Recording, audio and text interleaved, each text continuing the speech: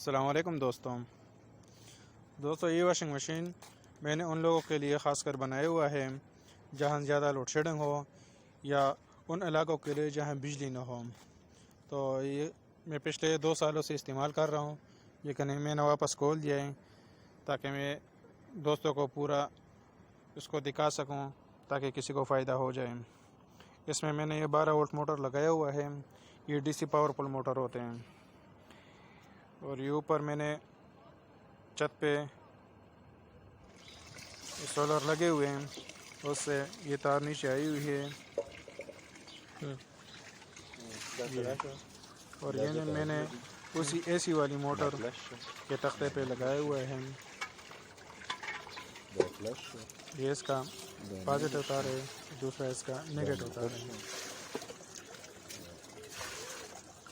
ये पॉजिटिव को लगा दिया और ये नेगेटिव को।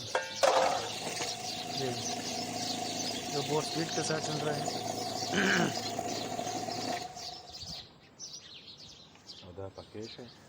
और उसके साथ ही फैन जो है 12 वोल्ट डीसी फैन है कूलिंग के लिए। ये मैंने वॉशिंग मशीन में फिट कर दिया है। ये इसका पॉजिटिव है और ये इसका नेगेटिव तार। ये वॉशिंग मशीन चलने लगी। अभी मैंने वॉशिंग मशीन में पानी डाल दिया है ताकि आप लोगों को दिखा सकूं कि किस तरह स्पीड से चलते हैं। दोस्तों आप देख रहे हैं स्पीड के साथ चल रहा है, तो पानी के छींटे बाहर आ रही है।